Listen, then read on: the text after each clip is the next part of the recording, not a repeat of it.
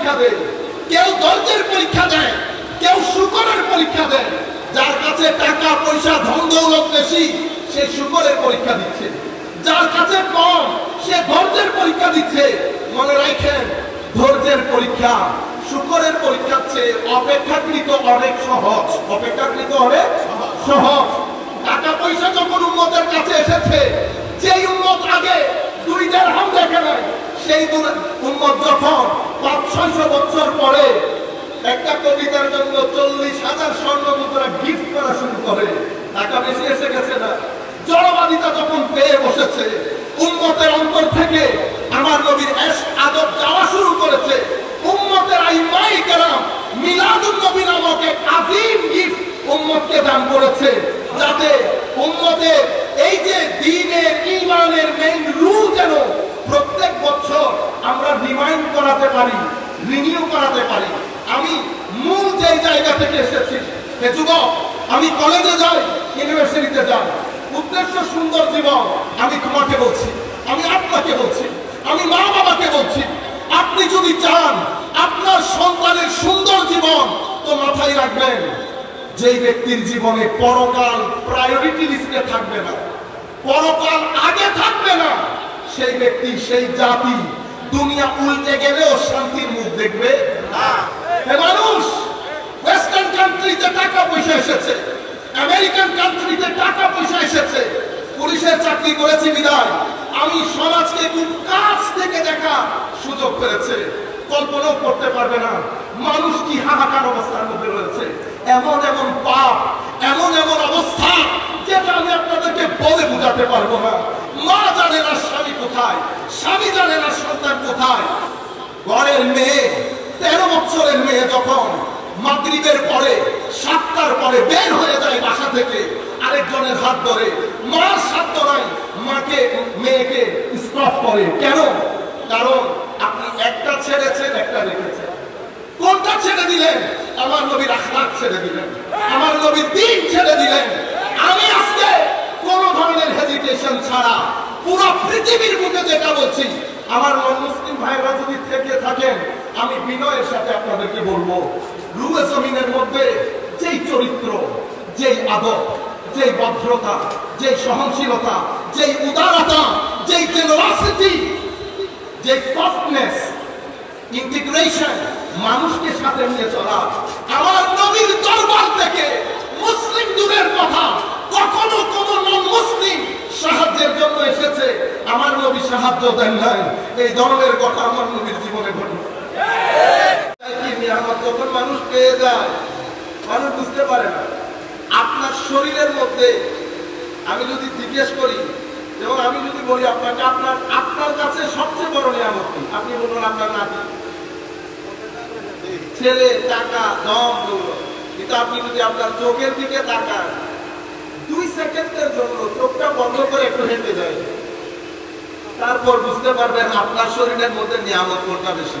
কিন্তু এগুলো আমরা সরাসরি ভোগ করি, সেই কারণে আমরা এগুলার মূল্য বুঝতে পারি না। আমাদের মধ্যে অনেকে আছে টাকা পয়সা কম বলে মন খারাপ করে না, খারাপ করে কিনা? আমি আপনাদেরকে একটা কথা বলি, কখনো টাকা কম এই জন্য মন খারাপ করবেন না। আমার মাওলা এই পৃথিবীকে আল্লাহর গ্রামার অনুযায়ী সাজিয়েছেন। এখানে কেউ উপরে, কেউ নিচে, কেউ সোফায় বসে, কেউ নিচে বসে শুনে, আর কেউ বলে। আল্লাহর নিজাম। আমি এখানে বসেছি আমার কারণে না, মাওলাই করিম তৌফিক দিয়েছেন আল্লাহর কোন হিকমতের কারণে। কিন্তু আমি আপনি যখন দুনিয়া থেকে চলে যাব, মসজিদের খাট কিন্তু একটা, মসজিদের খাট আমার জন্য কি স্পেশাল বানাবে? আমিও যখন চলে যাব, আপনিও যখন চলে যাবেন, কবরের মধ্যে কি বলবেন? বিসমিল্লাহি ওয়া আলা মিল্লাতি রাসূল। আমার জন্য কি স্পেশাল কোনো দোয়া আছে? সুতরাং এগুলা নিয়ে মন খারাপ করবেন না। আপনি আল্লাহ রাব্বুল আলামিনের কি পরিমাণ নিয়ামতের মধ্যে হাবুডুবু ঢুকাচ্ছেন আপনি নিজেও জানেন না। সবচেয়ে বড় বিষয় হচ্ছে এই যে এটা পৃথিবী, এটা আল্লাহর সৃষ্টি জগতের মধ্যে মানুষ যতটুকু জ্ঞান অর্জন করেছে, এখনো পর্যন্ত এটা পৃথিবীর আল্লাহ সৃষ্টি জগতের মধ্যে সবচেয়ে সুন্দর জায়গা। তো আল্লাহর সৃষ্টি জগতের সবচেয়ে সুন্দর একটা জায়গায় আছে, শুকরিয়া আদায় করতে হবে। এরপরে আল্লাহ শারীরিক গঠনের মধ্যে কোনো ধরনের দাগ রাখে না, কান চোখ নাক সব কাজ করতে থাকে। আমার সময় খুব কম, সেজন্য আমি এগুলোতে না যাই। আমরা কিছুক্ষণের জন্য চোখ বন্ধ করবেন, আমার নবীর সবুজ গম্বুজ ভিতরের মধ্যে আপনি স্ক্রিনের মধ্যে নেবেন, সবাই মনে করবেন আমরা সবাই আমার নবীর মদিনা শরীফের মধ্যে, আমরা মাজারের মধ্যে ঢুকছি, আমার নবীর রওজা শরীফের মধ্যে ঢুকছি। এটা মাথার মধ্যে রেখে আমরা মাত্র 2 মিনিট দরুদ শরীফ পড়ি, ঠিক আছে? এরপরে কথা যেগুলো বলবো কতক্ষণ নফসে ফেলবে, কতক্ষণ শয়তানে ফেলবে, কতক্ষণ দুনিয়াদারি ফেলবে, অহংকার থাকবে, এটা আমার নাজাতের ওসিলা হয় না কিয়ামতের ময়দানে আমার জন্য ভারী হয় আমি জানি। সুতরাং দরুদ দিয়ে যদি কভার করা যায় আল্লাহ পাক। সালাতুল ইয়া রাসূলুল্লাহ আলাইকুম, সালামুন ইয়া হাবিবাল্লাহ আলাইকুম, দিল है वो दिल जो तेरे यादों से मामूर रहा,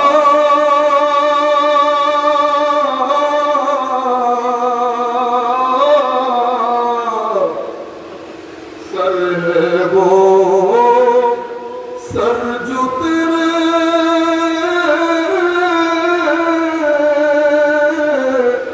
कदमों पे कुर्बान गया, सलातुल या रसूलल्लाह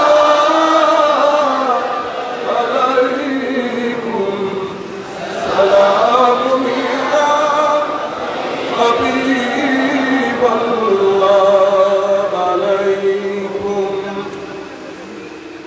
से रहमत कुन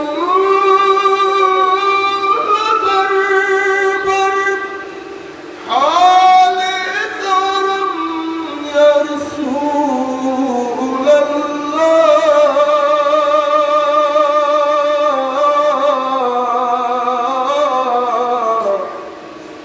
गरीबम बेनवायम खाके सारम या रसूलल्लाह, सलातुल या रसूलल्लाह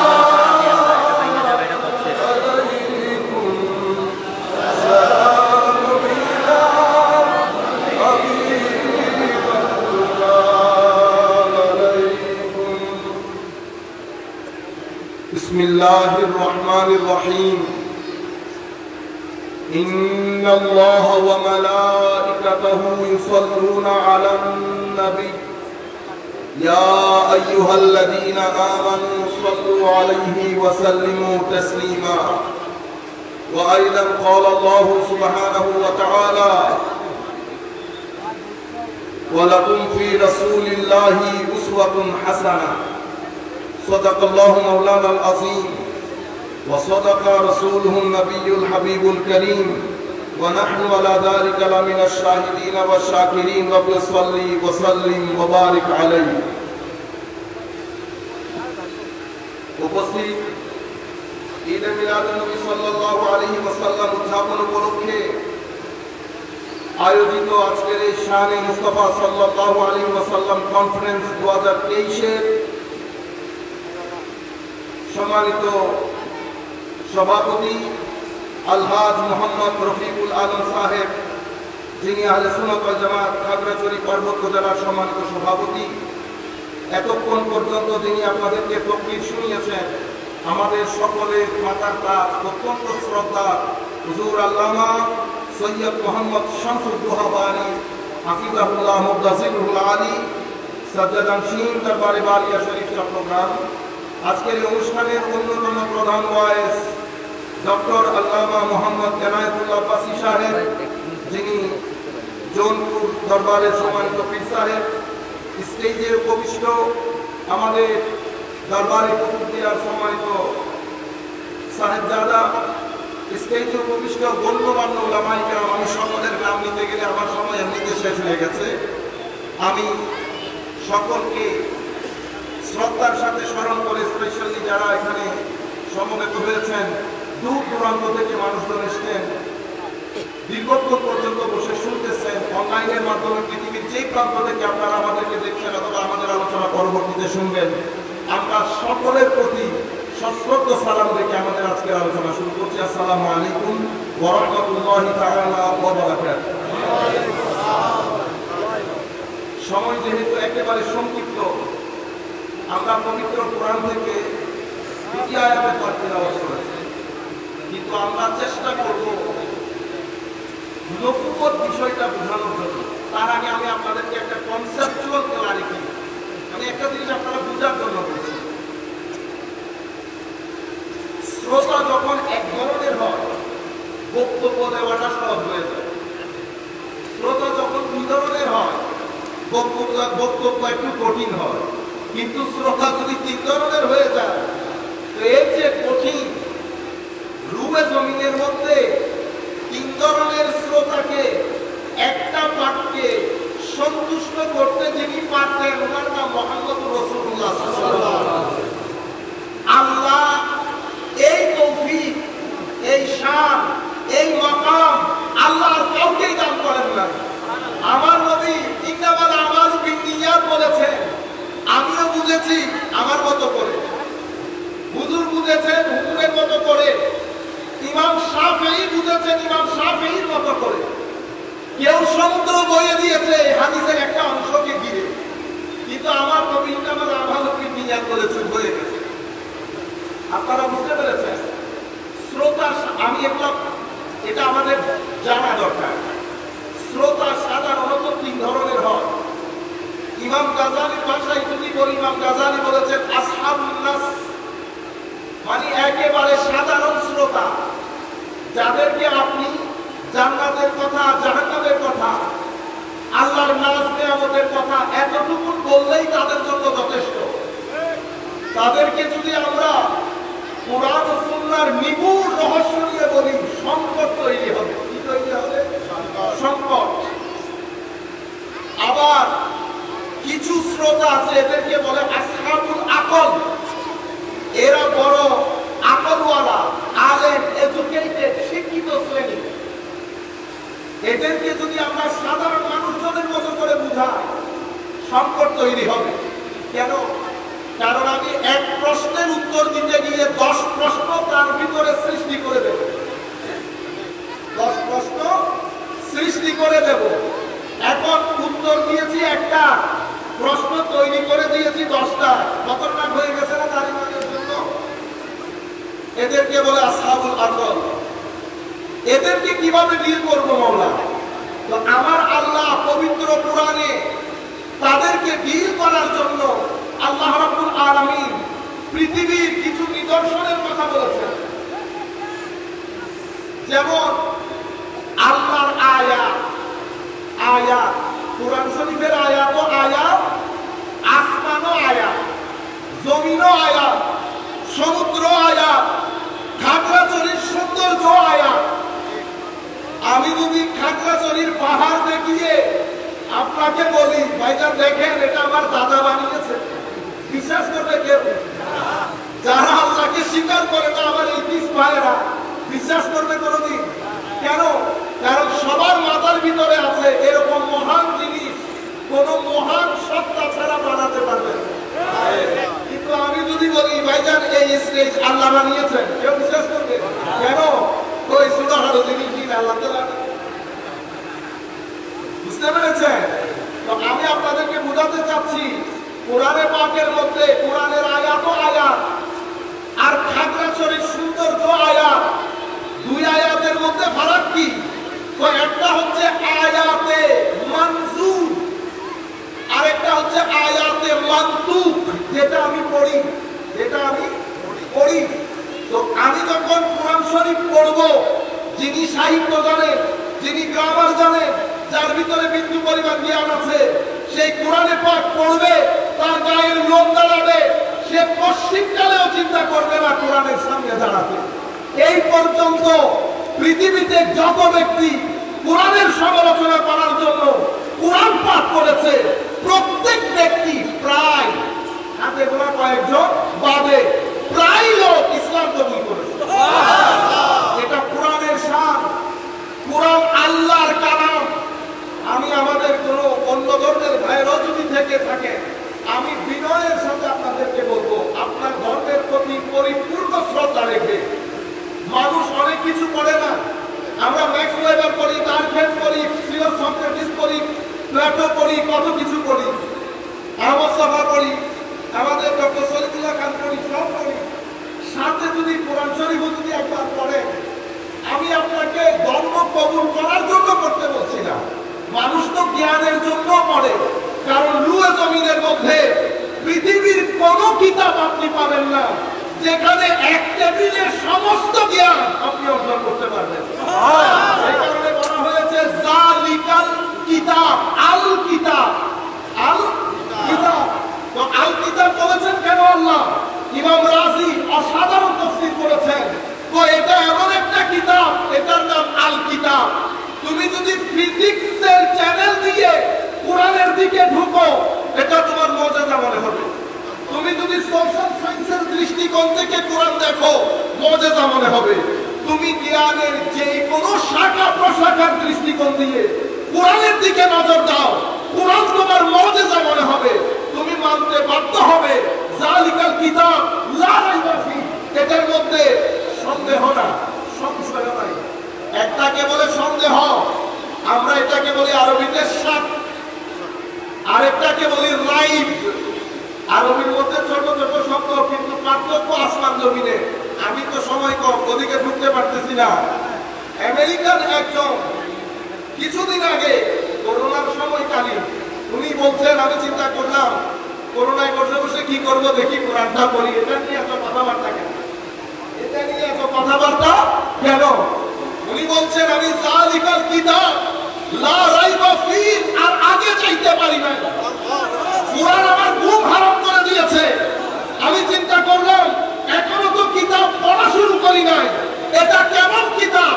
1400 বছর আগে এই কিতাব বলছে, এটাতে কোনো সন্দেহ নাই, এটাতে কোনো সন্দেহ। এটা কত বড় চ্যালেঞ্জ, কত বড় কনফিডেন্সের কথা যে এটা তুমি পড়ে দেখো, এটাতে কোনো সংশয় নাই। তো এটা আমাকে বেহুশ করে দিয়েছে, আমি রাতে আর ঘুমাইতে পারি না। মাওলাই করিম যখন কারো হেদায়েতের ধার উন্মুক্ত করে দেন, এই ধরনের ঘটনাগুলো ঘটে। যাই হোক, সম্মানিত উপস্থিতি, আমি যেদিকে যেতে চাচ্ছি সেদিকে যাই, কথা বিস্তৃত হয়ে গেলে ঝামেলা হয়ে যায়। আমি আপনাদেরকে বলতে চাচ্ছি, তাইলে আয়াত, খাগড়াছড়ির সৌন্দর্য এটাও আয়াত। কেন আয়াত?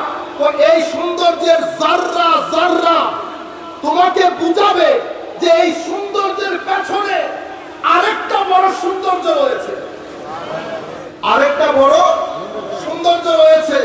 তো মাওলা, এটা তোমার আয়াত। এই কারণে পৃথিবীকে বলে আলম, ইউনিভার্সকে কি বলে? বিশ্বকে আলহামদুলিল্লাহি রাব্বিল আলামিন। আলামিন আলম থেকে না, আলম মানে কি? চিহ্ন, আলামত, নিদর্শন। মাওলা ইউনিভার্সকে আপনি নিদর্শনের এই নাম দিলেন কেন? তো কারণ ইউনিভার্সের একেবারে অণু পরমাণু যদি তুমি দেখো, প্রত্যেক সৃষ্টি তোমাকে জানান দেবে এটার পেছনে একটা মহাশক্তি রয়েছে, একটা মহাশক্তি রয়েছে। খাগড়াছড়ির সৌন্দর্য, খাগড়াছড়ির সৌন্দর্য আমাকে জানান দিচ্ছে এটার পেছনে একটা মহা সৌন্দর্য রয়েছে। যদি মহা সৌন্দর্য না হতো, সৌন্দর্য দিতে পারতো? তো মাওলা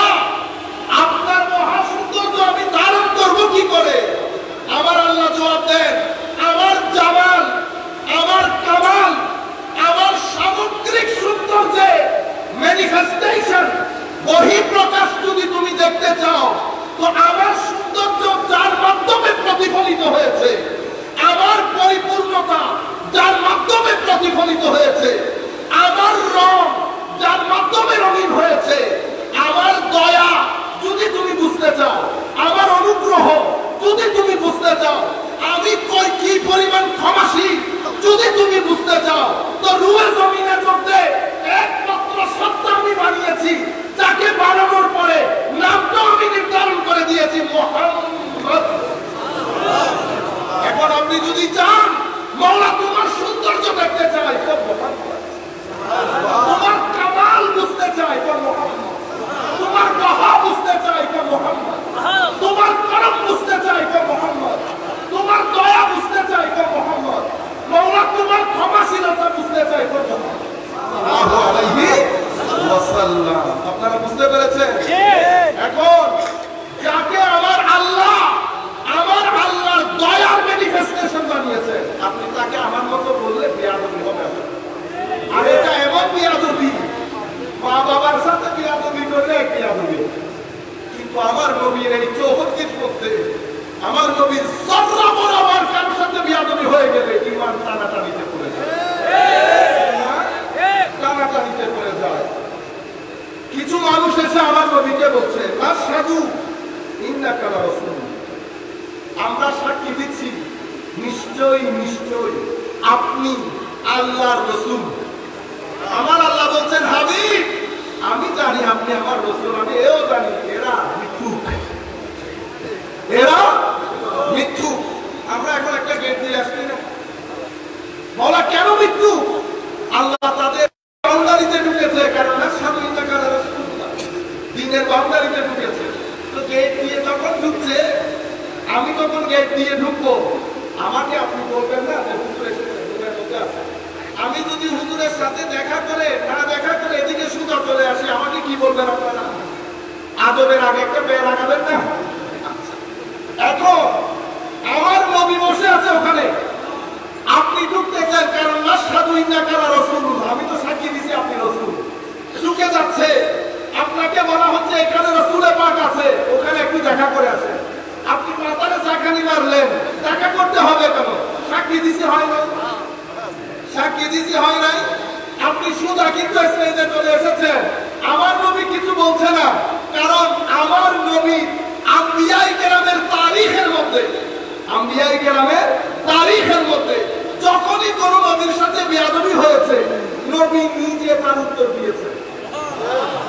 ব্যতিক্রম শুধু আমাদের নবীর ক্ষেত্রে, বেয়াদবি হয়েছে নবীর সাথে, আমার নবী মুখ খোলার আগে আমার আল্লাহ জিবরিল পাঠিয়ে দিয়েছে। আপনি যখন সুদা চলে আসতেছেন, আমার আল্লাহ জিবরিল পাঠিয়ে বলতেছেন, জিবরিল গিয়ে বলে দেয়, ওয়াইজা কিরা লাহুম তাআলাউ ইস্তাগফির লাকুম রাসূলুল্লাহ, যখন তোমাকে বলা হয়েছে আমার নবী এই কামরার মধ্যে আছে, তোর কত বড় দুঃসাহস, তুই আমার নবীর সাথে দেখা না করে স্টেজের মধ্যে থেকে। বুঝতে পেরেছেন? এখন আমার আল্লাহ নিজে ফয়সালা দিচ্ছে, আমার নবীর কাছে কোনো কিছুই ছাড়েন নাই। সাওয়াউন আলাইহিম আস্তাগফারতা লাহুম আম লাম তাস্তাগফির লাহুম লান ইয়াগফিরাল্লাহু লাহুম। হাবিব আপনি ক্ষমা চাইেন না, আপনি ক্ষমা চান আর না চান, আমি কিন্তু তাকে ক্ষমা করব। আপনি এই জিনিসটা খুব মাথায় রাখবেন, ক্ষমা চাইলেও না চাইলেও মুনাফিকদেরকে ক্ষমা করবে। মুনাফিকরা আল্লাহকে অমান্য করেন না, মান্য করেন। আমার নবীর শানে বেয়াদবি করেন, নবীকে নবী হিসেবে জানেন, এটা যে আল্লাহর নবী সেটা জানে, কিন্তু সেটাকে আকীদা ঈমান বানায় না, উল্টা বেয়াদবি করে, উল্টা। এটা এখন এখানে রাখেন, এটা এখন এখানে রাখেন। বলেন তো দেখি, আল্লাহ রাব্বুল আলামিন শুআয়ব আলাইহিস সালামের জাতিকে ধ্বংস করে নাই, উল্টাই দেয় নাই।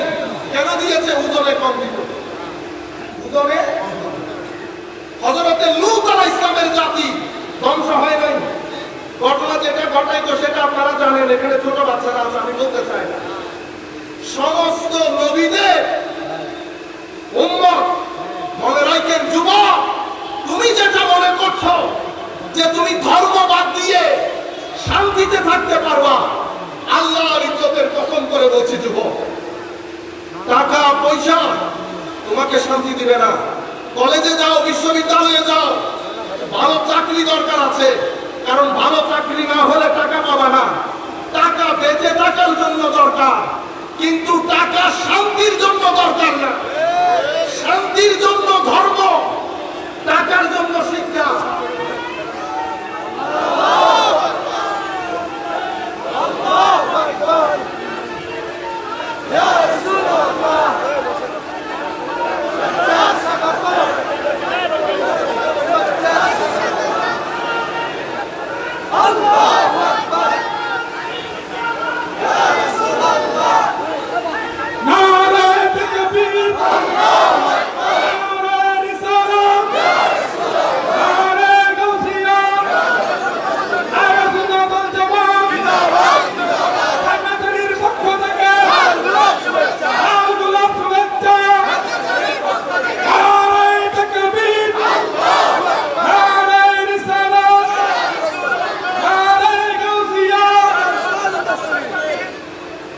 সম্মানিত উপস্থিতি, আমরা আজকে এই অনুষ্ঠানের পক্ষ থেকে আমাদের আজকে এই অনুষ্ঠানের সম্মানিত প্রধান হয়েছে হযরতুল আল্লামা ডক্টর এনায়েতুল্লাহ আব্বাসী হাফিজাহুল্লাহকে আমরা মুবারকবাদ এবং ধন্যবাদ জানাচ্ছি। আমাদের হাতে সময় আছে মাত্র 15 মিনিট। আপনারা কোনো আওয়াজ শব্দ হবে না, বসে থাকবেন। আমাদের মাইন্ডে কথা যেগুলো আছে সেগুলো যেন প্রপারলি বলে ফেলতে পারি। আমি আপনাদেরকে বলতে চাচ্ছিলাম, সমস্ত নবীদের, আমি যুবকদেরকে বলছি, আমার যারা কলেজ বিশ্ববিদ্যালয়ে যাচ্ছে, মনে রাখেন, একটা হচ্ছে ওসিলা, আরেকটা হচ্ছে মাকসাদ। আমি কলেজে যাচ্ছি, আমি স্কুলে যাই, আমার ভালো চাকরি দরকার, এটা সব ওসিলা। এগুলা কি ওসিলা? মাকসাদ কি? মাকসাদ হচ্ছে আমার একটা সুন্দর জীবন। আপনারা বুঝতে পেরেছেন? এই যে আমরা মাহফিলে বসলাম, আমাদের অনেক ভাইরা ভুল বুঝে, তাদেরকেও বলছি, এই যে মিলাদুন নবীর গ্যাদারিং মাহফিল, এটা ওসিলা। এটা কি ওসিলা? আমার মাকসাদ কি? আমার মাকসাদ হচ্ছে জড়বাদিতার রোগে আক্রান্ত যুব সমাজের অন্তরে আমার নবীর ইশক, আদব, মহব্বত এবং আমার নবীর উসওয়ার বীজ বপন করা। আমার নবীর উসওয়ার বীজ বপন করা, এটা আমার উদ্দেশ্য। রয়ে গেল মিলাদুন নবীর গ্যাদারিং, এটা তো আমার ওসিলা। এটা তো প্রয়োজন সাপেক্ষে। যখন প্রয়োজন পড়েছে, উলামায়ে উম্মত হাদিসের মধ্যে হাদিস সংকলন করে হাদিসের কিতাব লিখেছে। যখন প্রয়োজন পড়েছে, উলামায়ে উম্মত উলুমুল হাদিস নামক একটা বিজ্ঞান রচনা করে আমার নবীর হাদিসকে নিরাপদ জোনে নিয়ে গেছে। এগুলো হচ্ছে ওসিলা। উদ্দেশ্য কি? উদ্দেশ্য আমার নবীর দ্বীনকে রক্ষা করা, পরবর্তী প্রজন্মের কাছে সুন্দর করে পৌঁছিয়ে দেওয়া। তো উম্মতের ঈমান, উম্মতের কাছে যখন টাকা পয়সা চলে এসেছে, কি চলে এসেছে? টাকা পয়সা। মনে রাখেন, আপনারা মনে করেন গরিব হওয়া দুর্ভাগা। না না না, জমিনের মধ্যে আমরা দুই পরীক্ষা দেই। কেউ ধৈর্যের পরীক্ষা দেয়, কেউ শুকরের পরীক্ষা দেয়। যার কাছে টাকা পয়সা ধন দৌলত বেশি, সে শুকরের পরীক্ষা দিচ্ছে। যার কাছে কম, সে ধৈর্যের পরীক্ষা দিচ্ছে। মনে রাখেন, ধৈর্যের পরীক্ষা শুকরের পরীক্ষার চেয়ে অপেক্ষাকৃত অনেক সহজ। অপেক্ষাকৃত অনেক সহজ। টাকা পয়সা যখন উম্মতের কাছে এসেছে, যেই উম্মত আগে 2 দিরহাম দেখে নাই, সেই উম্মত যখন 500-600 বছর পরে একটা কবিতার জন্য 40,000 স্বর্ণ মুদ্রা গিফট করা শুরু করে, টাকা বেশি এসে গেছে না? জড়বাদিতা যখন পেয়ে বসেছে, উম্মতের অন্তর থেকে আমার নবীর ইশক, আদব যাওয়া শুরু করেছে। উম্মতের আইমায়ে কেরাম মিলাদুন নবী নামক এক আযীম গিফট উম্মতকে দান করেছে, যাতে উম্মতের এই যে দ্বীনের ঈমানের মেইন রুল যেন প্রত্যেক বছর আমরা রিমাইন্ড করাতে পারি, রিনিউ করাতে পারি। আমি মূল যে জায়গা থেকে এসেছি, হে যুবক, আমি কলেজে যাই, ইউনিভার্সিটিতে যাই, উদ্দেশ্য সুন্দর জীবন। আমি তোমাকে বলছি, আমি আপনাকে বলছি, আমি মা বাবাকে বলছি, আপনি যদি চান আপনার সন্তানের সুন্দর জীবন, তো মাথায় রাখবেন, যেই ব্যক্তির জীবনে পরকাল প্রায়োরিটি লিস্টে থাকবে না, পরকাল আগে থাকবে না, সেই ব্যক্তি, সেই জাতি দুনিয়া উল্টে গেলেও শান্তির মুখ দেখবে না। মানুষ ওয়েস্টার্ন কান্ট্রিতে টাকা পয়সা এসেছে, আমেরিকান কান্ট্রিতে টাকা পয়সা এসেছে, পুলিশের চাকরি করেছি বিদায় আমি সমাজকে খুব কাছ থেকে দেখা সুযোগ পেয়েছে। কল্পনাও করতে পারবে না মানুষ কি হাহাকার অবস্থার মধ্যে রয়েছে। এমন এমন পাপ, এমন এমন অবস্থা যেটা আমি আপনাদেরকে বলে বোঝাতে পারবো না। মা জানে না স্বামী কোথায়, স্বামী জানে না সন্তান কোথায়। ঘরের মেয়ে 13 বছরের মেয়ে যখন মাগরিবের পরে 7টার পরে বের হয়ে যায় বাসা থেকে আরেকজনের হাত ধরে, মার সাধ্য নাই মাকে মেয়েকে স্টপ করে। কেন? কারণ আপনি একটা ছেড়েছেন, একটা রেখেছেন। কোনটা ছেড়ে দিলেন? আমার নবীর আখলাক ছেড়ে দিলেন, আমার নবীর দ্বীন ছেড়ে দিলেন। আমি আজকে কোন ধরনের হেজিটেশন ছাড়া পুরো পৃথিবীর বুকে যেটা বলছি, আমার মুসলিম ভাইরা যদি থেকে থাকেন আমি বিনয়ের সাথে আপনাদেরকে বলবো, রুহে জমিনের মধ্যে যেই চরিত্র, যেই আদব, যেই ভদ্রতা, যেই সহনশীলতা, যেই উদারতা, যেই জেনারসিটি, যেই সফটনেস, ইন্টিগ্রেশন, মানুষকে সাথে নিয়ে চলা, আমার নবীর দরবার থেকে মুসলিম দূরের কথা, কখনো কোন নন মুসলিম সাহায্যের জন্য এসেছে, আমার নবী সাহায্য দেন নাই, এই ধরনের কথা আমার নবীর জীবনে ঘটে। আমি আপনাকে বিনয়ের সাথে বলবো, আপনি আমার নবীর জীবনী একবার পড়েন। কেমন ছিলেন আমার নবী? 40 বছর আমার নবীর নবুয়ত প্রকাশ হয় না এখনো পর্যন্ত। পুরো আরবের লোক যখন মানুষ অধিকার জানত না, যখন মানুষ একজন আরেকজনকে সম্মান করা জানত না, ঐতিহাসিক আমির আলী বলেছেন দে ওয়ার হিউম্যান রবিশ, তারা হিউম্যান রবিশ ছিল। এই ধরনের সমাজের মধ্যে আমার নবীকে সবাই এক বাক্যে বলতেন আল আমিন। আমার নবী ব্র্যান্ড হয়ে গেছে। কি হয়ে গেছে? ব্র্যান্ড। আহলে সুন্নাহ ওয়াল জামাতের সমস্ত ছেলেদেরকে আমি বলবো, ছোট থেকে বড়, আমার ভাইরা, আপনারা যদি আমার নবীর আদর্শ সমাজের মধ্যে প্রতিষ্ঠা করতে চান, আগে নিজেকে ব্র্যান্ড হিসেবে প্রতিষ্ঠা করেন। আদবে, আখলাকে, নামাজে, ভদ্রতায় যদি সিবগাতুল্লাহ না হয়, সিবগাতুল্লাহ না হয়, আপনার মধ্যে দ্বীন নজর আসতে হবে, আখলাক নজর আসতে হবে, ভদ্রতা নজরে আসতে হবে, সহযোগিতা নজরে আসতে হবে। এই সমাজ প্রতিযোগিতার মধ্যে চলে গেছে। দ্বীন আমাকে প্রতিযোগিতার কথা বলে নাই, আমাকে সহযোগিতার কথা বলেছে। যেই সমাজের মধ্যে প্রতিযোগিতা বাড়বে, সেই সমাজের মধ্যে ডিপ্রেশন বাড়বে, হতাশা বাড়বে, সেই সমাজের মধ্যে বিয়ে প্রথা বন্ধ হয়ে যাবে, রেপ বেড়ে যাবে। সেই কারণে ইউনিভার্সাল একটা নিয়ম আমার নবী আমাদেরকে দিয়ে গেছেন, ওয়াতাআওয়ানু আলাল বিররি ওয়াত তাকওয়ার নাম দিয়ে আমার নবী আমাদেরকে কোঅপারেশন শিখিয়েছেন। আমি আমাদের আহলে সুন্নাত ওয়াল জামাতের সমস্ত ভাইদেরকে বলবো, আগে ব্র্যান্ড হিসেবে তৈরি করেন, সততায়, সত্যবাদিতায়, ন্যায়পরায়ণতায়, আদবে, আখলাকে, ইবাদতে, সপ্তাহে অন্তত এক রাত হলেও, একটা রাত হলেও, অন্তত 12টা একটার দিকে হলেও কেউ না থাকে মতো যাই নামাজে দাঁড়িয়ে থাকে না। আমার নবী বলছে, উম্মত, পূর্ববর্তী উম্মত যারা নিয়ামত পেয়েছে প্রত্যেকেই রাতের সিজদার কারণে পেয়েছে। আমার ভাইরা, দিনে যখন ঘরের দরজা নক করা হয়, আপনারা কাজের মানুষ পাঠান না? রাতের একটাই যদি ঘরের দরজা কেউ নক করে, কাজের মানুষ দিয়ে খুলেন না নিজে খুলেন? ও ভাই, দিনের বেলা নক করার লোকের কোনো সীমা পড়েছে, রাতের বেলা নক করার লোকের অভাব। আমার আল্লাহ জিন্দা, পুরো হয়ে যায় নাই। আমার আল্লাহ এখনো পর্যন্ত বান্দাকে তৌফিক দান করে। আপনি এখনো পর্যন্ত সোনার মদিনার ফয়ুজাত পাবেন।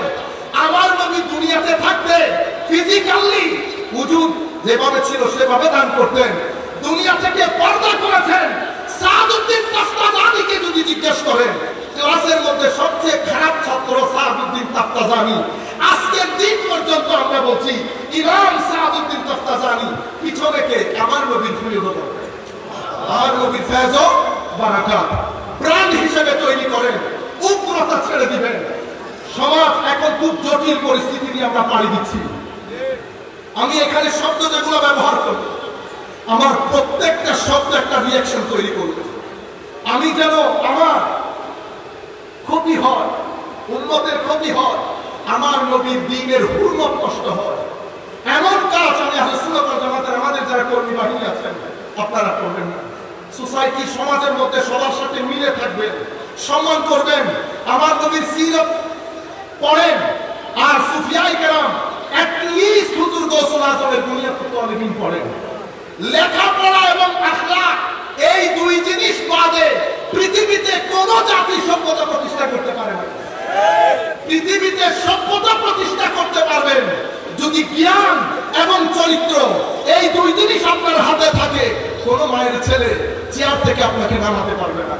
কথা যেটা বলতে চেয়েছিলাম আখেরি কথা, সমস্ত নবীদের একটা সুন্নত, আল্লাহর একটা সুন্নত আছে, হয় আপনি নূহের কথা শুনে নৌকায় উঠবেন, নতুবা কিসে বন্যায় ডুবে যাবেন, বন্যায় ডুবে যাবেন। ইউথকে বলছি কখনো মাথায় রাখবেন না যে না এগুলো তো কবরে হাসরে কি হবে না হবে, আমি কবরের ভয় আপনাকে দেখাবো না, আমি দুনিয়ার কথা বলছি। আমার নবীর সুন্নতের সাথে, আদবের সাথে, মহব্বতের সাথে, দ্বীনের সাথে আপনি যদি ইনজাস্টিস করেন, প্রকৃতি আপনার সাথে ইনজাস্টিস করবে। প্রকৃতি আপনার সাথে ইনজাস্টিস করবে, শান্তি পাবেন না, অস্থিরতা লাগবে, আত্মহত্যা বেড়ে যাবে, সমাজের মধ্যে খুন খারাপি অন্যায় বেড়ে যাবে। কেন? কারণ আমার আল্লাহ একটা সময় ছিল জমিনকে উল্টাই দিতেন, এখন আর সেই সময় নাই। কেন? তো জমিনের মধ্যে রাহমাতুল লিল আলামিন সাহিত্য আছে। যেহেতু রাহমাতুল লিল আলামিন সাহিত্য আছে, শুধু রাহমাতুল লিল আলামিন সাহিত্য আছে তা না, সাথে আমার নবীর ইস্তেগফারও আছে। কি আছে? ইস্তেগফার। আমরা কতগুলো উম্মতের বেগাইরত উম্মত। আরে ভাই, আমার নবীকে সূরা নাসরের মধ্যে ইস্তেগফার করতে বলেছেন কি কারণে? যাতে উম্মত বেঁচে যায়, যাতে উম্মত বেঁচে যায়। আর বেগাইরত হলে আমরা বলি কি নবী কি কি হয়েছে, বুঝতে পেরেছেন? গুনাহ হয়েছে। ও ভাই, আমার আল্লাহ বলছেন হাবিব আপনার অ্যাসাইনমেন্ট শেষ, এখন কি হবে? ওয়ারাইতান নাস ইয়াদখুলুন ফি দীনিল্লাহি আফওয়াজা। হাবিব 23 বছরে অ্যাসাইনমেন্ট খতম। পৃথিবীর ইতিহাসে কোন সিভিলাইজেশন 23 বছরের মধ্যে আলোর মুখ দেখে। আমার নবীর রেভলিউশন, গ্রিন রেভলিউশন, রক্তপাত শূন্য রেভলিউশন হলো। আমার নবী 87টি ছোট বড় যুদ্ধে, অথবা কিছু বেশি কিছু কম, আপনি অবাক হয়ে যাবেন। 15,000 স্কয়ার ফিটে মক্কায় মুআজ্জামাকে, মদিনায় মুনাওয়ারাকে আমার নবী 32 লাখ স্কয়ার ফিটের মদিনা করেছেন। Doctor Abdul Hamid, doctor Hamidullah research অনুযায়ী মাঝখানে রক্তপাত করেছেন যুদ্ধের মধ্যে 550 থেকে 600। বুঝতে পেরেছেন? এইরকম একটা গ্রিন রেভলিউশন 23 বছরের মধ্যে আমার নবী দিয়েছেন। জ্ঞান শিখিয়েছেন, ভদ্রতা শিখিয়েছেন, আখলাক শিখিয়েছেন, ধৈর্য শিখিয়েছেন, অধিকার দিয়েছেন, সম্মান দিয়েছেন। কিন্তু রাহমাতুল লিল আলামিন নবী আমার আল্লাহ বলছেন হাবিব এবার তাসবিহ এবং তাহমিদ করেন, ওয়াস্তাগফিরহু, ইস্তেগফার করেন। আল্লাহ ইস্তেগফার কেন করবে? তো স্বাধীনতা অর্জন করা সহজ, রক্ষা করা কঠিন। তো উম্মত তো, আমি তো মাঝে মধ্যে চিন্তা করি আমি নিজেকে নিজে, আপনারা না, আমি নিজে এমন এমন পাপ করি, এমন এমন ভণ্ডামি করি, আমি মধ্যে মধ্যে চিন্তা করি হাই রে, হঠাৎ করে যদি জমিন খায়া ফেলে আমার, হঠাৎ করে যদি আসমান ভেঙে পড়ে, আমি চিন্তা করি আল্লাহ এত পাপ করার পরেও তুমি কেমনে সম্মানের চেয়ারে বসাও, তুমি কেমনে সম্মানের চেয়ারে বসাও। আমি ঘুরে ফিরে দেখি এটা ইস্তেগফারে মুহাম্মদী সাল্লাল্লাহু আলাইহি ওয়াসাল্লামের ভাই। বাবা হাদিসে পাকের মধ্যে আমার নবী জিনিসটাকে ফারদার অ্যাটেস্টেড করেছেন। কি? হায়াতি খায়রুল লাকুম ওয়া মামাতি খায়রুল লাকুম। আমার জীবন, আমার চলে যাওয়া তোমাদের জন্য মঙ্গলজনক। দুনিয়াতে ছিলাম, যা কিছু হতো সরাসরি হতো। দুনিয়া থেকে চলে গেছি, প্রত্যেক বৃহস্পতিবার তোমাদের আমল পেশ করা হয়। ভালো কিছু দেখলে ফাসাবতে বিহামদি রাব্বি, ভালো কিছু দেখলে তাহমিদ করি, তাসবিহ করি। আর যদি গুনাহ দেখি, যুবক গুনাহ করা লাগে, চিন্তা করো প্রত্যেক বৃহস্পতিবার আমার নবীর দরবারে যায়। তুমি যা কিছু করছো, পাঁচওয়াক্ত নামাজ ছেড়ে দিয়েছো, তুমি যদি বলো সুন্নি হও, যে নামাজকে আমার নবী আসসালাতু ইবাদুদ্দিন বলেছেন, এই কাদো এটা বাস ছাড়া দাঁড়িয়ে থাকবে। আমার নবী বলছে এই বাস হচ্ছে সালাত, শামিয়ানা হচ্ছে দ্বীন। আপনি এটা ছাড়া ওইটা কল্পনা করা যায় না। আমার ভাইরা নামাজি পড়ি, বুকে হাত দিয়ে বলি এতগুলো মানুষ শেষ কল্যাণ আমরা কোরআনে পাক তেলাওয়াত করছি, বলতে পারবেন আমরা কোরআনে পাক ছেড়ে দিয়েছি। আমি কিছুদিন, আমি বলতে চাই না জিনিসগুলো সুন্দর লাগে না, ক্যারিবিয়ান কান্ট্রি জ্যামাইকাতে গেছি কিছুদিন আগে, আমি তাদেরকে দেখে অবাক হয়ে গেছি। তারা আইন বলতে পারছে না, কফ বলতে পারছে না, নতুন ইসলাম ধর্ম গ্রহণ করে কত কষ্ট করছে কোরআনটা শেখার জন্য। আমি তাদের মজলিস থেকে বাসায় এসে আল্লাহর দরবারে বলছি, আল্লাহ কিয়ামতের ময়দানে তুমি যদি কোনো হিসাব নিকাশ ছাড়া আমাকে এক পাশে ফেলে রাখো, আমি কোনো কিছু বলতে পারবো না। কেন? কারণ যেই পরিমাণ ইজ্জত, যেই পরিমাণ সম্মান তুমি জমিনের বুকে আমাদেরকে দিয়েছো, আমার কোনো চাওয়া পাওয়া তোমার দরবারে আর নাই। অথচ আমরা এখানে বসে বসে ফিতনা করি, এখানে বসে বসে ফিতনা করি। মানুষ এই দ্বীনের জন্য, এই ধর্মের জন্য কি পরিমাণ মানুষ লড়াইত, মানুষ পিপাসার্থ, মানুষ চাই ধর্ম গ্রহণ করতে, কিন্তু আমরা আছি একটা ফাসাদের মধ্যে। কাজে আমি আর লম্বা কথা না বলে আমি যুবকদেরকে বলবো, আপনারা এই জিনিসগুলো মাথায় রাখেন। নামাজ মিস যাতে না হয়, তিলাওয়াতে কোরআন মিস যাতে না হয়, মানুষকে সহযোগিতার হাত, ঈদে মিলাদুন নবী আসছে বন্ধু বান্ধব মিলে টাকা পয়সা তুলে মানুষকে সহযোগিতা করবেন, ধনী গরিব আর বিশেষ করে ঈদের মুসলিমকে আপনারা ঈদে মিলাদুন নবী ফুড প্যাক দান করবেন, সবাইকে দিবেন, সহযোগিতা করবেন, রমজান আসলে সহযোগিতা করবেন, এলাকার মধ্যে যেন ছড়ে যায়। ওই সুন্নি যুবকরা দারুণ, আমার নবী যেভাবে ব্র্যান্ড তৈরি করেছে, আমাকেও আমার নবীর ব্র্যান্ড অ্যাম্বাসাডর হতে হবে যদি নবীর জিনিসগুলো বিক্রি করতে চায় বাজারে। আখেরি কথা যেটা বলে শেষ করতে চাচ্ছিলাম, সম্মানিত উপস্থিতি, আল্লাহর সিস্টেমে আল্লাহ জমিন উল্টা পাল্টা করে দেয়। নবীর কারণে এখানেও আমরা বেঁচে গেছি। সেই নবী ঈদে মিলাদুন নবী পালন করবো না, ঠিক আছে? তো ঈদে মিলাদুন নবীর মাকসাদ কি বলেছি? এই যে আমরা এটা করছি, এটার মাকসাদ কি? মাকসাদ হচ্ছে আমার নবীর মহব্বত এবং আমার নবীর উসওয়া, শিক্ষা। তো আমার নবীর শিক্ষা যদি ধারণ না করি, তাইলে আমি উদ্দেশ্যকে ধারণ করতে পারলাম। আমরা সত্যিকার কথা বলতে আমরা আমাদের বক্তব্য শুরু করি নাই, কিন্তু এখানে অনেক দীর্ঘ সময় পর্যন্ত আপনারা বসে আছেন এবং অনেকক্ষণ পর্যন্ত আমায় বক্তৃতা দিচ্ছেন। আমাদের আজকে যিনি প্রধান ওয়াইজ উনিও উপস্থিত। কাজে আমি আর দীর্ঘায়িত না করি, দীর্ঘায়িত আমি বক্তব্য শুরু করি নাই, মানে আমার বক্তব্য যেটার উপর আমি কথা বলবো খেয়াল করেছি, সেটা আমি এখনো শুরু করি নাই। ইনশাআল্লাহ কোনো এক সময় যদি মাওলা তৌফিক দান করেন। ধন্যবাদ জানাচ্ছি যারা আমাদেরকে এখানে দাওয়াত করেছেন, এত বড় ইন্তজাম করেছেন, এবং আল সুন্নাত ওয়াল জামাতের কমিটি যারা যেভাবে সহযোগিতা করে দিন রাত এক করে দিয়ে, বিশেষ করে মেয়র মহোদয়ের নেতৃত্বে আমরা দোয়া করি মাওলাই করিম আপনাদেরকে আহসানুল জাযা দান করেন। আল্লাহ যেন আল্লাহ হিসেবে আপনাদের জিন্দেগিতে দিন দুগুনি রাত দুগুনি তরক্কি দান করেন। ওয়া মা আলাইনা ইল্লাল বালাগুল মুবিন। আসসালামু আলাইকুম।